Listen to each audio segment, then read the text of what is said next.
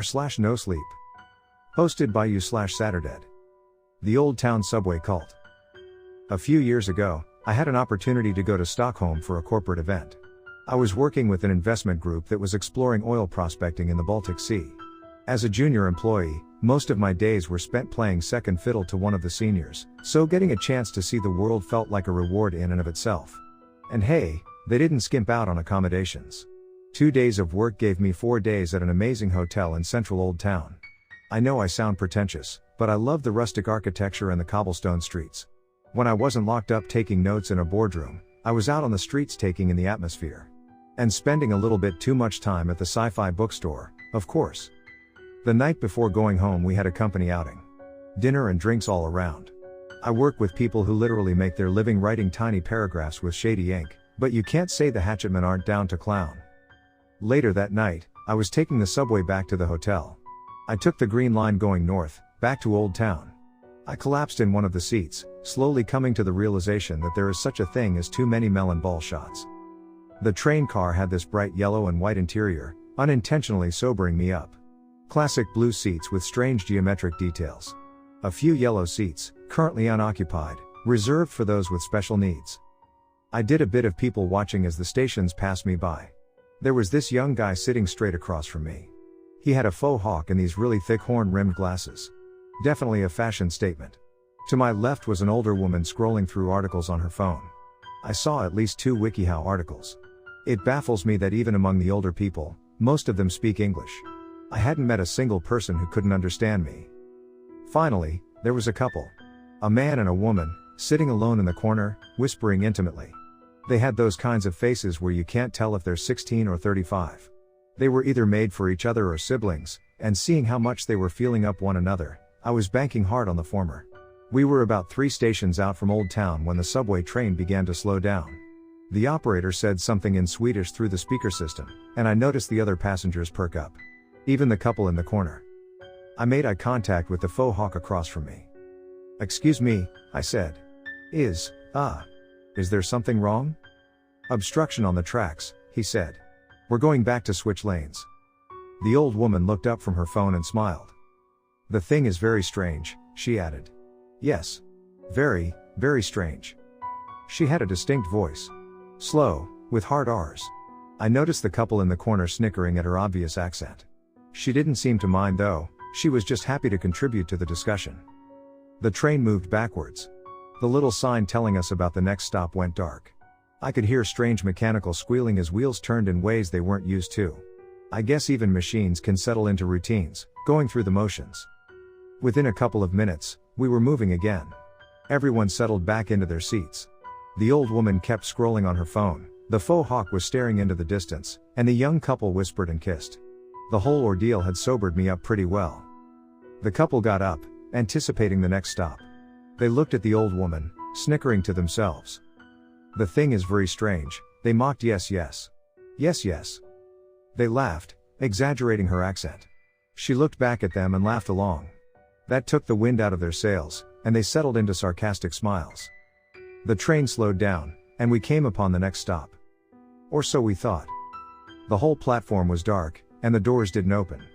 Thinking it was some kind of electrical error, maybe connected to the previously mentioned obstruction, we waited. A few minutes passed, and nothing happened. I turned around to look out the window. Something felt off. The station was much shorter than anticipated. Half of the car behind us didn't even reach the platform, and the front end of the forward car was already out the other side. This was no ordinary stop. I figured it might be some kind of service station, but then it would have stopped in a way that the operator could get off. Then, the lights went out. The train powered down. We all brought out our phones, trying to find some kind of emergency exit or button. The man of the couple tried to make a gap in the doors, to force them open. His girlfriend scolded him in Swedish, and he stepped back, defeated. She pointed at a hatch and a green handle next to the door, some kind of emergency opening mechanism. Just as she was about to pull it, she stopped.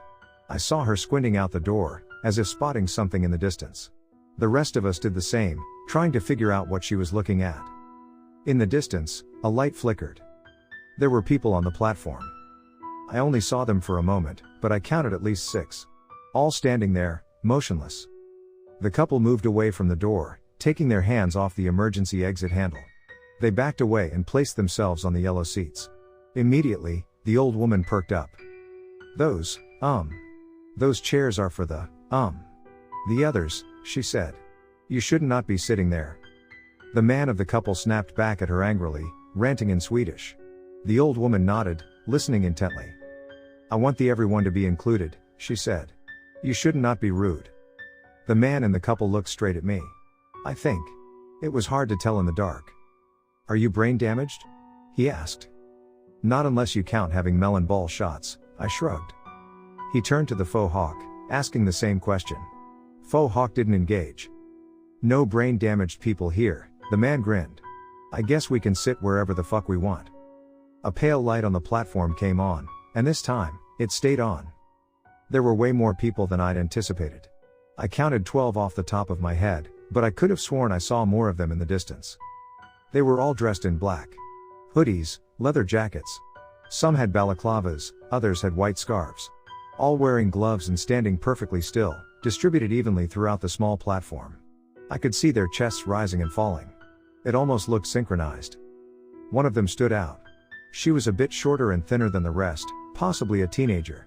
She had this dark gray windbreaker covered in white handprints. Her head was covered in a black stretch fabric. It didn't even have a cutout for the eyes. It took me a few seconds to realize she was holding something. She held a black and red cable, one in each hand. A car battery rested on the dirt-stained floor tiles next to her. Everyone jumped out of their seats to look out the window.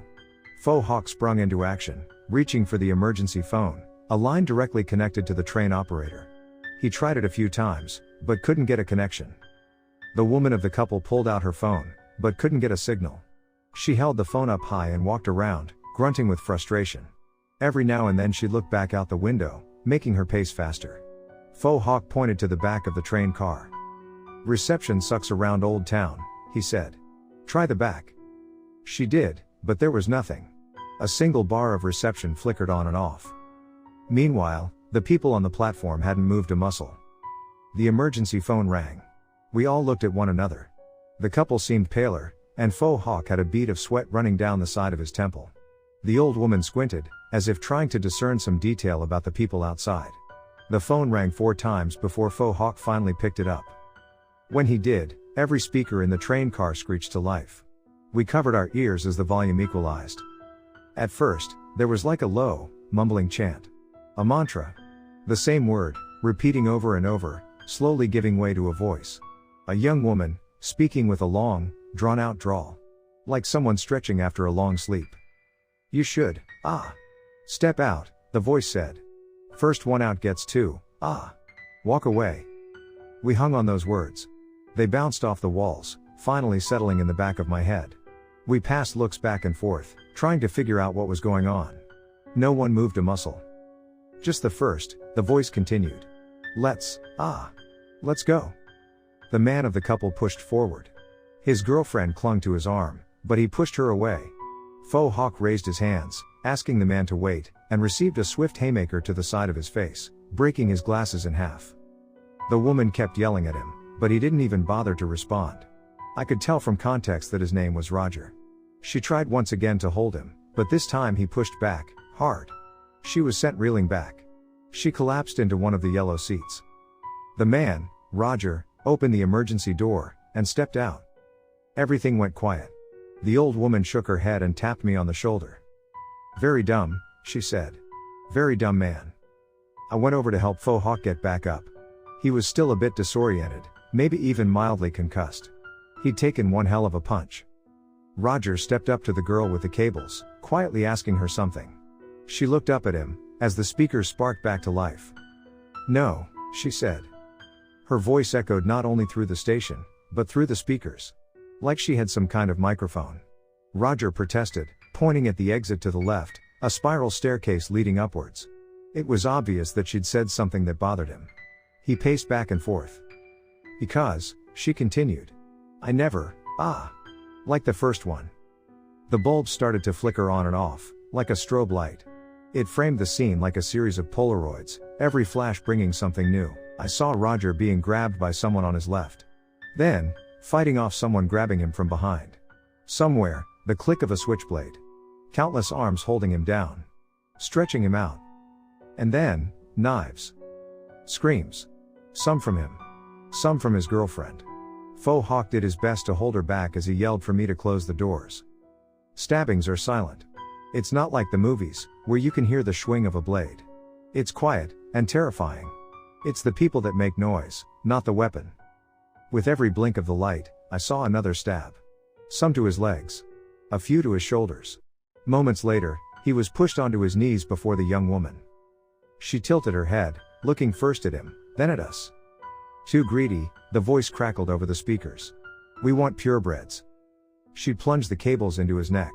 It only took moments for the smell of burnt hair to reach us.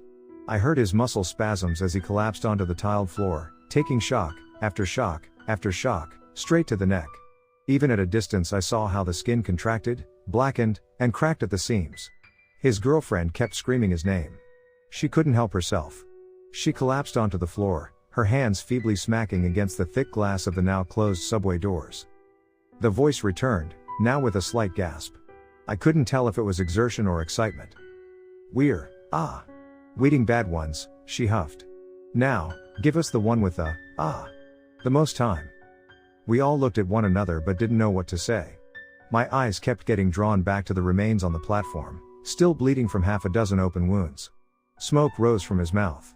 The old woman broke the silence. I am Evelina, she said. I am 76-year-old. She held a hand out to Faux Hawk. He took it. Casper, he said. I'm 24. I introduced myself, telling them I'd had my 32nd birthday not 2 weeks ago. The final member of our group was too panicked to speak.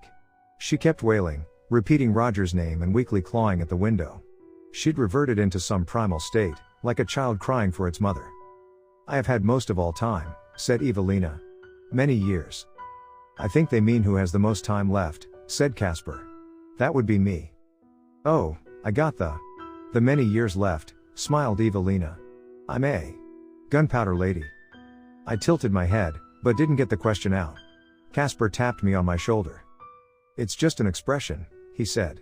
Like, son of a gun. Right, I nodded. I don't think that counts though. Yeah, nodded Casper. Me neither. I walked up to the woman on the floor. I leaned down and asked her about her age, or some kind of identification. She burrowed her face in her hands, and I saw streaks of tears seeping through the gap in her fingers. She was shaking and kept rocking back and forth. All the fire had burned out of her, leaving only the remains of a mind behind. Casper moved up to one of the windows and smacked it. Hey, he yelled. Do you mean the oldest or youngest? There was no response. The people on the platform just stood there, their chests rising and falling in unison. Their excitement was palpable. Some of them hadn't put away their switchblades yet. One of them had a one-handed fork, still dirty from toiling in the garden. You hear me? Continued Casper. I said. There was a loud smack as 6 pale hands pressed against the window. They'd come out of nowhere. 3 people looking right at him, as if responding to a challenge. They seemed young. 2 of them wore white scarves, while the third had some kind of turtleneck pulled all the way over his nose. Their pupils were dilated, making their eyes look completely black. At this distance, I could see them trembling with excitement. One of them kept stomping with his foot. One of them had a shaky hand, making it tap against the glass. One of them pressed themselves so hard against the window that I could see the fog of his breath. Casper fell backwards, tripping over his own feet. His mouth was wide open, as if trying to force more air into his lungs. I don't know what to do. He shook his head, moving his mouth. Maybe the words would find themselves. I don't know. As they backed away from the window, I grabbed the woman on the floor. I forced her hands down and stared into her face. She looked so different. Her mascara was running. I need you to tell me your age, I said. Please tell me how old you are. I'm. She tried to get it out, but every word got stuck in her throat. Hannah. And how old are you, Hannah? She looked at the other 2, as if trying to understand what I was asking. They want the youngest, said Casper. The one with the most time. Are they letting us go? Maybe. She took a few deep breaths, closed her eyes, and dropped her voice to a semi-whisper. I'm 21, she said. I'm the youngest. Evelina smiled and moved over to help Hannah off the floor. Hannah took her hand and got up, leaning against a handrail. I am sure they will do good, said Evelina. That's why they ask for most time. Casper nodded. It could be a no women and children kind of deal. I could tell Hannah was uncertain. Maybe they'd let her go, maybe not. But after seeing what they did to Roger when he made a bad impression, I figured we ought to at least try to play along for the time being. Hannah seemed to agree, as she put her hand on the emergency door exit. A thought flickered in my mind. I could have kept it to myself, but my heart raced ahead and kicked my mouth open. Hannah was about to pull the handle when I put my hand on her shoulder. What year were you born? I asked. What? You're 21. So what year were you born? She stopped. Her eyes moved back and forth between us, as if scanning for an answer. I can't think, she said. What does it matter? Just answer the question.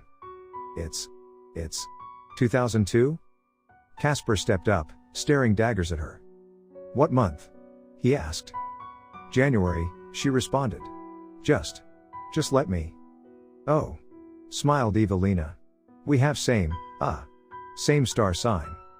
Great, said Hannah. I'm going.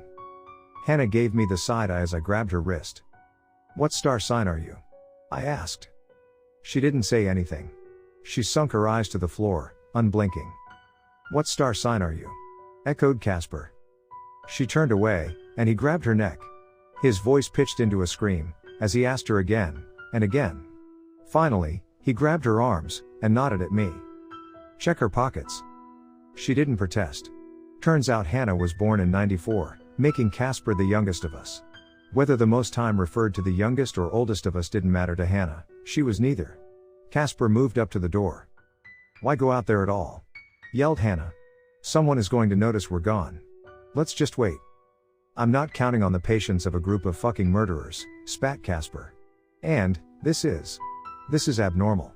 You ever seen a fucking gang like that?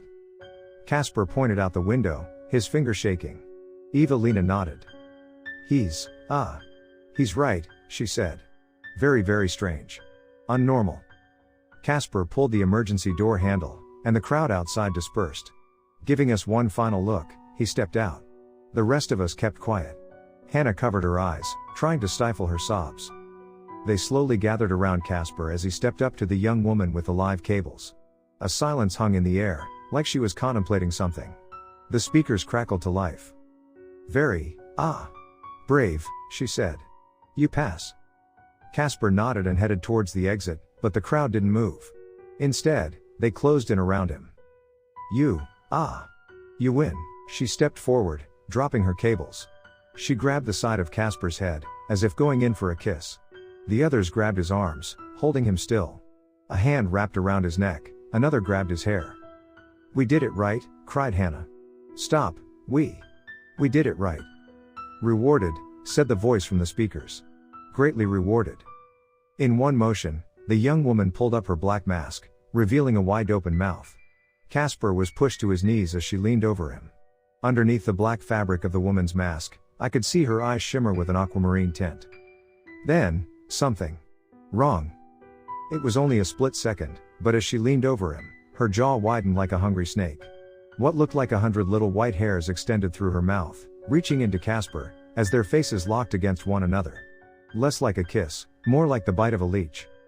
The electronics went fucking crazy. The speakers cycled through radio channels, podcasts, police radios, phone calls, everything with a signal. They all burst through the static in a jumbled mess, like someone trying to tell 100 stories at once. And somewhere in there, her words reverberated. Greatly rewarded. And then, a new voice cut through the static. Casper. Thank you, he laughed. Thank you. Hannah had stopped crying. We all stared out the window, seeing Casper still on his knees. One by one, the hands let him go. He didn't make the slightest effort to run. He stayed there, looking straight ahead. The young woman pulled her mask back down, picked up her cables, and took a deep breath. They're just gonna kill us, said Hannah. Fucking kill us. Or that. Evelina hesitated, as if trying her best to find the right words. We need to wait. See what them say. So they can do it again? So they can take me too? No. No. Hannah got up and ran to the back of the train car. I tried to keep up, but Evelina put a hand on my shoulder. Our eyes met, and she shook her head. She needs to do what she needs to do, she said. She can still change. Hannah hurried to the second exit, and pulled the handle.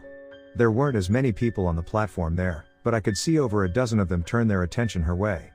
The doors creaked open, and Hannah pushed herself through. But instead of heading for the obvious exit, she dropped down on the tracks. So many of them went after her. Some ran, some walked. One of them dropped to all fours and galloped like a rabid animal. The woman with the cables didn't move an inch. There were more of them coming down the stairs, at least 6. Some of them laughed. Others howled. One of them kept repeating the same noise, over and over again. E-O. E-O. E-O. As more of them disappeared onto the tracks to chase Hannah, I looked back and forth at Evelina and the people outside. We can make it, I said. They're spread out. No, said Evelina. We can't. Look, right there, if we just. She looked me deep in the eyes and shook her head. I'm sorry, she said. No. A minute passed. The screams and the howling stopped. People returned to the platform, one by one. Some of them had their switchblades out, leaving drops of blood behind. The one with the garden fork unceremoniously dropped a full fist of Hannah's hair on the ground, like an offering to their leader. They all spoke to one another in hushed voices, teasing the speakers into a rough static burst. Casper was still there, on his knees, staring straight ahead. He hadn't moved an inch. I contemplated our options. One of us could step out and cause a distraction, giving the others some space to run. That, or we could barricade ourselves. I could break down a handrail and try to use it as a club. We could try to lie, making them believe we'd made contact with the police. We had options, albeit not very good ones. Before I could make a decision, Evelina opened the door. The air had a tinge of iron to it, and I could still hear blood drops hitting the ceramic tiles. Hannah's scrunched up hair bathed in a pool of blood, like a butchered wig. I didn't have the time to stop Evelina. Before I knew it, she'd stepped out, and I'd taken a step to follow her. She turned to me with a smile, nodding for me to come along. Despite everything, she'd kept a leveled head. At most, it had all been strange. She hadn't cried, screamed, or begged. I guess that's what made her a gunpowder lady. I couldn't leave her. There was a confidence to her steps that I just couldn't match, and I had to see her plan unfold. She wanted me to follow, so I followed. She made her way to the young woman with the cables. They shared a few looks, eyeing one another like two anxious cats. He leaves, said Evelina. The two of them turned their heads in unison, as if looking into a mirror. The others nodded, their breaths still perfectly synchronized. I heard the others shift around me. Some moving in, as if to grab me. Others tightened the grip on their weapons. Whispers of EO swam through the crowd, like an infectious impulse. There was a crackle coming from the cables. A hum from the car battery. It was ready to go at a moment's notice. I tried my best not to look at Roger, his corpse dragged to the edge of the light. I could feel them all smiling. There was a sickly excitement in the air. Yes, wheezed the woman. Yes, he leaves. Evelina turned to me, giving me a quick hug. A slap on the back. You can go too. Away, she said. It is okay. What? It was the only word I managed to conjure. Everything else seemed lackluster.